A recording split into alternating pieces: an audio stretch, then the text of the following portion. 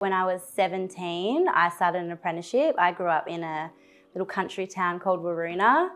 Being that I was from the country and there was all these amazing city hairdressers that came from these really high-end salons, I felt like maybe I had a lot more to prove.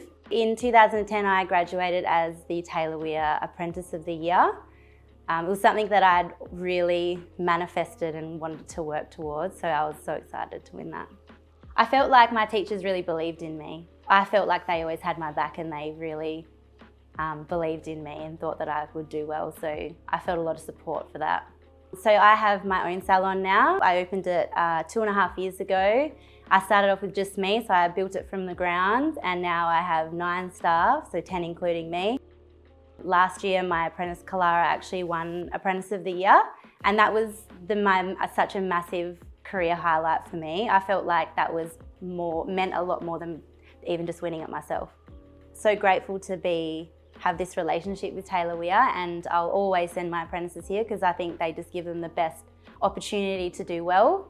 And as a business owner and a boss, that's all I want for my girls. I want them to be able to have the best possible experience and to have the best possibilities to grow and go on and do bigger things. To go from struggling so much at school and being like, no word of a lie, like, you know, a D grade student, because I wasn't able to focus and I wasn't able to give my attention because sitting in a classroom was not something that I was naturally good at. And then to be supported in a way that was not the norm, you know, like if you don't complete your paper, then you're done kind of thing. It wasn't like that here. And it was sat down, have a discussion around, okay, what is the question that I need to answer and do I understand that? And, you know, through answering questions and having me chat, I was able to obviously explain verbally, you know, and that's my way of learning.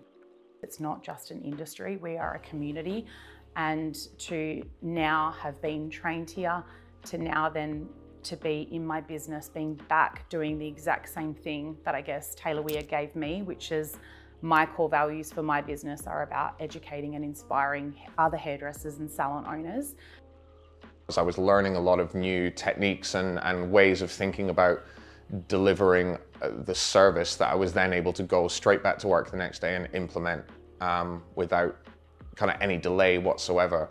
And that was incredibly valuable for me in terms of I would come in the next day having just learned something before, and the minute that I got to apply it on a client in the shop, it was like, oh, this is super fresh for me. I've just had the ability to not only see it be done by, you know, one of the tutors here, but then also have an opportunity to do it myself, whether that was on mannequins or live clients. And now I'm getting the opportunity in my work environment to be able to apply that and just kind of lock that down and concrete it in my head.